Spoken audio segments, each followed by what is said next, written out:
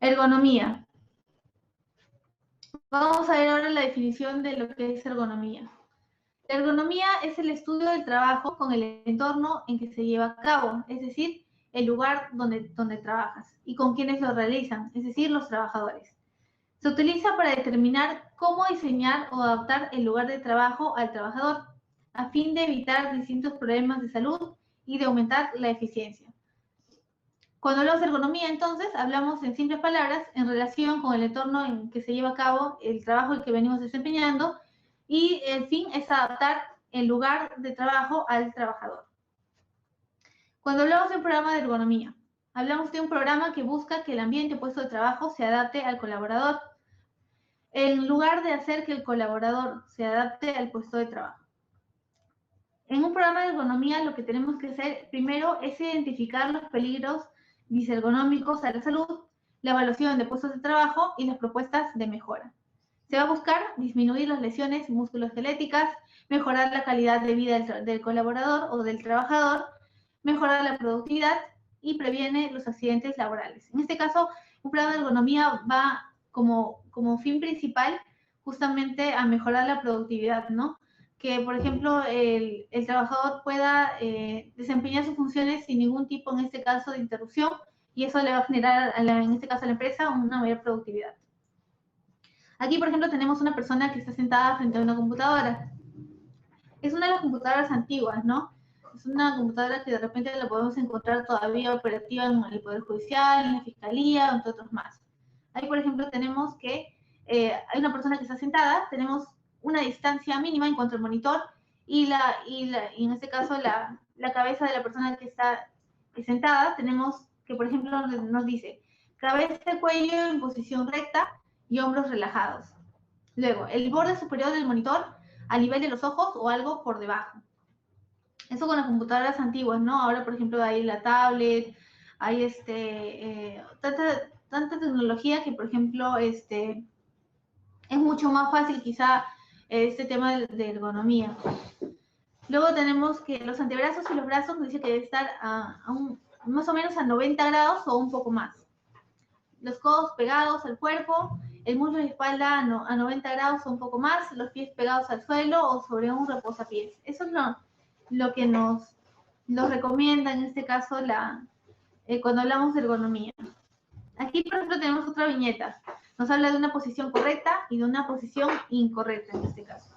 Aquí, por ejemplo, ya vemos que hay otro tipo de ordenador, otro tipo de computadora, y nos habla de que debe haber de más o menos de 50 a 60 centímetros en un ángulo de 20 grados entre la persona que está ejecutando, en este caso, una computadora.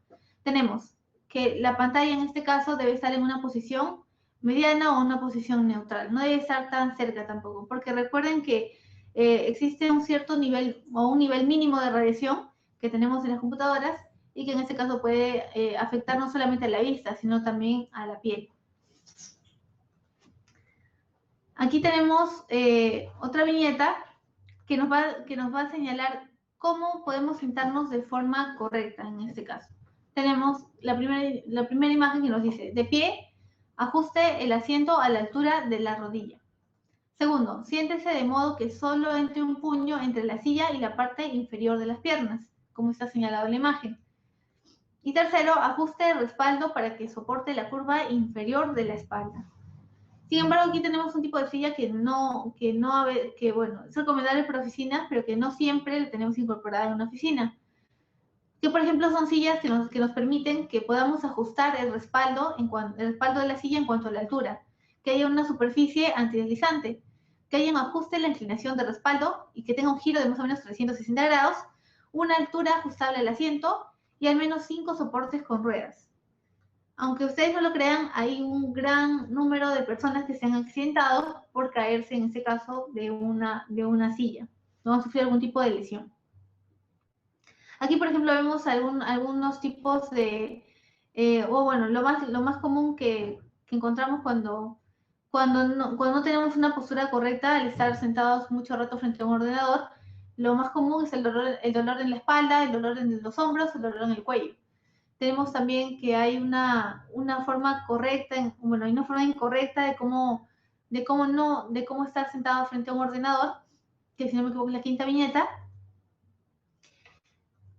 Y bueno, aquí en cuanto a ergonomía, en cuanto a cargar, en este caso, objetos pesados o cajas o trasladarlos de un lugar a otro, movilizarlos, hay 3 puntos principales.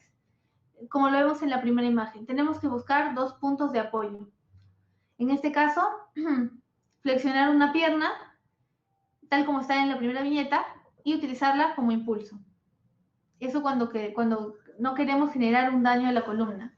Porque si movemos un objeto pesado o movilizamos un objeto pesado, como lo vemos en la segunda viñeta, lo único que vamos a hacer es lograr cargar esta caja, este objeto pesado, pero con la fuerza de la columna. Es decir, nos vamos a generar un daño en la columna. Que quizás no lo veamos ahora porque somos jóvenes, pero con los años lo vamos a poder ver. Vamos a llegar a los 35, 40 años y vamos a sentir un dolor fuerte en la espalda. Y en algunos casos se vuelve lumbalgia, ¿no? ¿Esto es por qué? Por haber quizá cargado o trabajado con exceso de peso y no haberlo sabido, llevar de la forma correcta. Ahora también vemos, por ejemplo, cómo trasladar objetos pesados. En este caso es un armario y es una persona. Vemos que ¿cómo es la primera imagen, no? Incorrecta. Empujarlo en este caso con tus 2 manos. Lo que puedes hacer, por ejemplo, es apoyar tu peso sobre el objeto y deslizarlo. En el segundo caso vemos la postura al momento de sentarnos. Vemos que hay una persona que está reclinada. Y en la segunda viñeta que vemos que es la correcta, que está más o menos a 90 grados. En este caso, 90 grados en cuanto a las piernas y la espalda. Y en este caso vendría a ser una postura correcta. Y por último, lo que mencionábamos antes. No cargar los objetos como se dice comúnmente, ¿no? Esforzando los brazos o la espalda, sino que buscar 2 puntos de apoyo en nuestras piernas y posteriormente lograr incorporarnos, logrando mantener erguida la columna, pero en este caso no generarnos daños. Deben haber visto también que en otros países, por ejemplo, antes de empezar la jornada laboral, comienzan con algún tipo de ejercicios o gimnasia. Bueno, se ha venido diciendo en los últimos meses de que comenzar con más o menos 10 o 15 minutos de actividad física antes de una jornada laboral nos va a ayudar a mantenernos un poco más activos durante todo el día. Eso, por ejemplo, vemos que lo hacen en Japón, ¿no? Japón, por ejemplo, ha incorporado esto de la gimnasia laboral en sus empresas, en sus industrias, inclusive en pequeños centros de trabajo también se puede ver, inclusive en los colegios. Antes de empezar en este caso a impartir las clases, se ve que profesores y alumnos están comenzando como que una pequeña sesión de gimnasia laboral. Y bueno, se recomienda el uso de gimnasia laboral. ¿Por qué?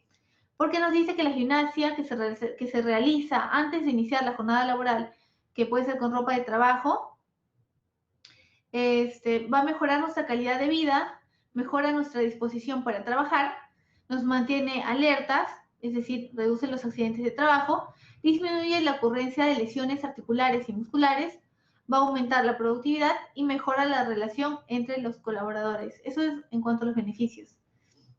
Pero cuando hablamos de gimnasia laboral, nos dice que esta gimnasia es la que se realiza antes de iniciar la jornada laboral, es decir, con ropa de trabajo. Inclusive los que deben haber visto imágenes de gimnasia laboral en grandes plantas o empresas en Japón, vemos que, por ejemplo, los dividen en 2 grupos. Por un lado están las mujeres, en este caso la encargada del área de mujeres, y en el otro lado están los varones. Ahí, por ejemplo, vemos de que las trabajadoras, por más de que tengan que ir, por ejemplo, a veces con tacos o algo, les piden llevar zapatos bajitos, que podrían ser las bailarinas en este caso, y comienzan a hacer una jornada laboral, de repente no a trotar, a correr, pero sí estiramientos básicos, de pronto trotar en el mismo lugar o algo. Eso forma de comenzar la jornada laboral con gimnasia. Existen 3 tipos: preparatoria, de pausa y de término. Bueno, sería lo ideal, pero, por ejemplo, en Japón se ha introducido esto, ¿no? De que sea preparatoria. Antes de iniciar la jornada laboral, comenzar con un poco de gimnasia. De pausa, cuando, por ejemplo, en el momento de descanso de los trabajadores, y de término, definitivamente, al terminar la jornada laboral o al concluir el trabajo de ese día. Es recomendable practicar la gimnasia laboral preparatoria 10 minutos antes de iniciar con nuestras labores. Consiste en ejercicios de estiramiento, fortalecimiento y coordinación. Dependiendo del tipo de trabajo, se practica también gimnasia laboral de pausa. Esto se realiza durante la jornada de trabajo o ante las interrupciones de la jornada laboral también, por ejemplo, ¿no? Ahí, por ejemplo, vemos que hay imágenes. Esto también inclusive se hace en algunos centros penitenciarios, o se estaba intentando implantar esto, por ejemplo, en uno de los penales acá de Lima, o bueno, de Perú, porque se decía que también la gimnasia ayudaba, en este caso, a despejar la mente y no solamente mejorar la calidad de vida, sino también la relación entre los trabajadores, en este caso, las personas que se encontraban dentro de la cárcel, ¿no? Ayudaba a eliminar la tensión, el estrés y otros factores psicosociales que pueden afectar a una persona.